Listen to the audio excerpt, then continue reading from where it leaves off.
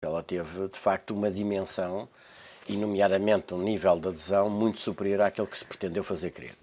E o número de voos anulados durante o período de greve não é de todo despiciando. Agora, não há dúvida nenhuma que à saída desta greve estão criadas as condições para que a luta dos trabalhadores da TAP e dos cidadãos democratas e patriotas deste país ser retomada com o objetivo político correto, que é o objetivo da luta contra a privatização. Os pilotos perdem ou não a face? Não, Ao mudarem, portanto, já ontem, num conhecido programa de prós e prós, se tentou continuamente atirar uns setores dos trabalhadores contra os outros. Eu não julgo que seja um problema de perder a face. Eu fui crítico e mantenho a crítica que fiz relativamente aos objetivos que eram apontados quanto à greve, dizendo designadamente que não se pode ter uma posição de que a privatização é uma coisa boa desde que se tenha uma parcela ou uma fatia dessa privatização e que, definida assim, essa greve é uma greve de candidatos a capitalistas em busca de adquirir posições capitalistas.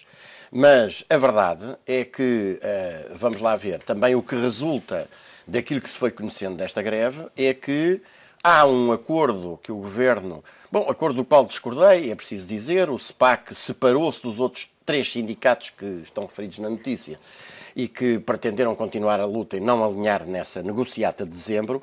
O sindicato dos pilotos, na altura, preferiu alinhar com o Governo numa manobra tendente a esvaziar a greve que estava decretada, com base num acordo que tinha alguns itens. E a verdade é que, pelo que se veio sabendo, isso não foi cumprido nem pelo Governo nem pela TAP, que aliás tem uma concepção relativamente... Mas estamos a falar do mesmo acordo, só para clarificar que o próprio Constitucional considerou... Não estou a falar do acordo dos 20 a 30%. Está a falar de dezembro. Sim, estou a falar deste, Sim. exatamente. Estou a falar deste, e a teoria que o Secretário de Estado tem pretendido avançar é, de facto, uma teoria que é ilegal e que é inconstitucional e que significa financiar o possível investidor privado à custa de cortes de remunerações dos trabalhadores. Agora, o que eu queria chamar a atenção é que, de facto, estão criadas condições, porque à saída desta greve está criado um impasse.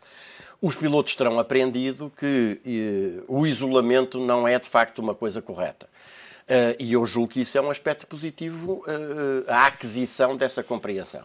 E estão criadas as condições, repito, para uma greve conduzida por todos os sindicatos com o objetivo político de lutar contra a privatização, porque esta representará a destruição da TAP enquanto a companhia de que o país necessita, e com o objetivo imediato, que é de correr com a administração do Fernando Pinto, que entretanto se deixou de falar sobre ela.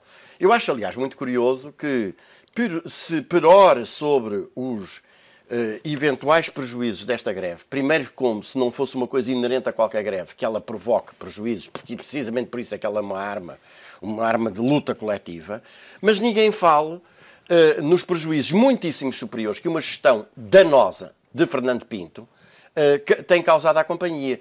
E, para já não falar outra vez no reincidente crime da VEM no Brasil, que é responsável por mais de metade dos prejuízos acumulados de todo o grupo TAP, eu chamaria aqui a atenção para aquilo que foi o desastre das dezenas de milhões de euros que a TAP pagou quando a administração da TAP foi encostada à parede, por um lado, pela opinião pública e, por outro lado, pelo próprio Governo, e para, digamos, não cancelar as operações todas, recorreu ao aluguer de aeronaves com e sem tripulação, em condições inimagináveis, porque as companhias que, digamos, foram contratadas nessa altura se aproveitaram dessa situação de necessidade e impuseram preços absolutamente abusivos. E nós aí estamos a falar de um valor que é superior a 3 ou 4 vezes mais àqueles que são as consequências da greve. Portanto, greve para acabar com a privatização e greve para correr já com Fernando Pinto, que é o grande coveiro da TAP, e que está lá apenas para garantir que a privatização / destruição da TAP é levada até ao fim. Há o direito à greve, evidentemente, está previsto, mas as greves têm custos. Do ponto de vista das empresas, sempre que uma empresa passa por uma situação extraordinária que incorre em perdas, tem que apresentar soluções para cobrir essas perdas. Se chegarmos ao ponto das perdas serem tão grandes com as greves, que implica, de facto, comprometer rotas, compensou. Bom, antes de mais, essa é a mentalidade merceeira do Pinto e do Sérgio Monteiro. é de que uma reestruturação significa comprometer rotas e, fechar, e mandar trabalhadores embora para a rua. Mas deixe-me só dizer assim. Primeiro, não é verdade que a decisão da greve dos pilotos tenha sido uma decisão de cúpula. Foi tomada em Assembleia Geral e com os votos favoráveis nessa Assembleia de umas centenas de pilotos. Não quer dizer que isso tenha sido uma decisão unânime e que não tenha havido vozes entre os não sindicalizados e até dos sindicalizados tenham sido críticas em relação a isso. Mas não é de forma nenhuma correto dizer-se que isto foi uma greve decretada pela direção completamente ao arrepio da classe, porque não é. Foi uma Assembleia Geral que a decretou. Segundo ponto.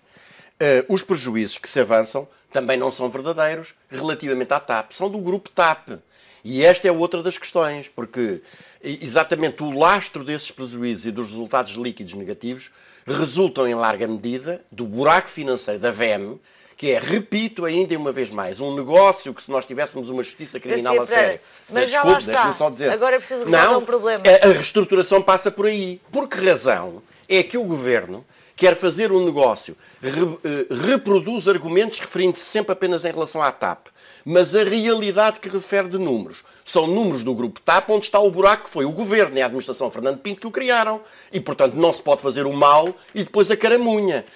A primeira reestruturação da TAP, naturalmente, passa por resolver o cancro da VEM, porque é um cancro e foi criado pelo senhor que lá está à frente da administração da TAP e que tem que ser corrido também por essa razão, por uma gestão que é uma gestão danosa. Uma decisão que representa abrir um buraco de centenas de milhões de euros é uma decisão danosa do ponto de vista não apenas dos interesses da empresa como do país. Terceiro ponto, já agora, a reestruturação da TAP passa, pois, não só por isso, mas por outra coisa muito mais importante, que é a discussão de que companhia aérea que a gente necessita. E este é que é o problema, porque, e é isto que é escamoteado a propósito da privatização. Portugal precisa, um país que tem duas agências autónomas com o mar pelo meio, e que tem uma ligação profunda à lusofonia, e que tem 5 milhões de seus concidadãos na diáspora, tem de ter uma companhia aérea que corresponda a estas necessidades. O asseguramento da mobilidade dos cidadãos das agências autónomas e da unidade do país, a ligação à comunidade imigrante e, o trabalho para a lusofonia. Uma companhia aérea destas, nenhum potentado da aviação civil, daqueles que se estão a perfilar para abocanhar a TAP, lhe interessa. Porque esse não é o seu interesse, isto é um interesse estratégico, patriótico para o país. Mas não é isso que um caderno de encargos obriga um comprador a fazer? Ou estamos a dizer que basicamente... O caderno de encargos significa apenas uma coisa. Entregar de graça e sem condições nenhumas. Basta dizer que não prevê nenhuma espécie de sanções no caso de o adquirente não cumprir alguma das condições que lá estão. Independentemente de outro jogo igualmente hipócrita, que é terem-se posto para fazer de conta que a solução da privatização garante, preocupações que são de toda a gente, terem-se posto condições que se sabe que são condições que o próprio Tribunal de Justiça da União Europeia já declarou ilegais. Como é que se resolve o problema da recapitalização da TAP, então? O problema da recapitalização da TAP resolve-se reestruturando a TAP, repensando a TAP como uma companhia aérea...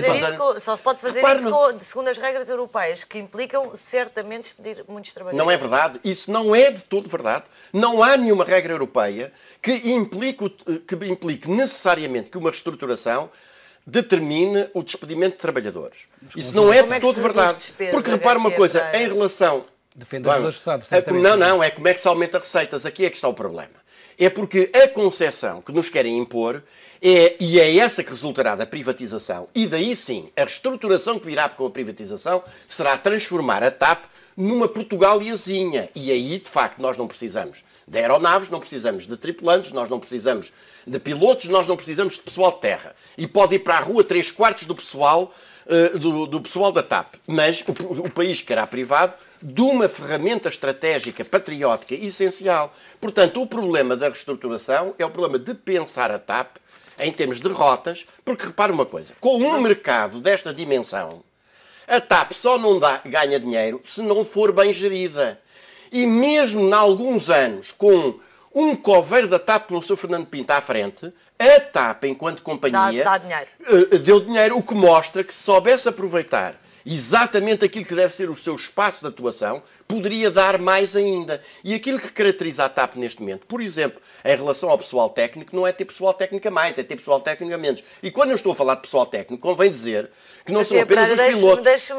Convém dizer também que o desastre que foram os resultados do ano passado resultaram de uma gestão feita por Fernando Pinto com essa lógica, consistente em estoques zero de subexcelentes e na existência de peças subexcelentes, o que significa que se um avião tem uma avaria, tem de se ir canibalizar outra aeronave para reparar aquela, a perda das operações em cadeia pelo efeito dominó e uma inexistência de tripulantes e de mecânicos em número suficiente para assegurar a operação. Portanto, o problema não está em trabalhadores a mais, está em visão estratégica a menos. A Grécia hoje pagou ao FMI com o dinheiro que tinha depositado no Fundo Monetário Internacional. Que balanço é que faz destes 100 e poucos dias de governação? E sei que leu também o artigo de Yanis Varoufakis hoje no Jornal de Negócios. O que é que se afere da eficácia deste governo? Bom, em meu entender, o que se afere é que, com posições oportunistas, o resultado é o espalhanço completo. E é preciso ter aqui presente, uma vez mais, que já agora a popularidade do governo do Syriza era de qualquer coisa como 85% em fevereiro, 72% em março, 45,5% em abril, provavelmente em maio vai em 30%.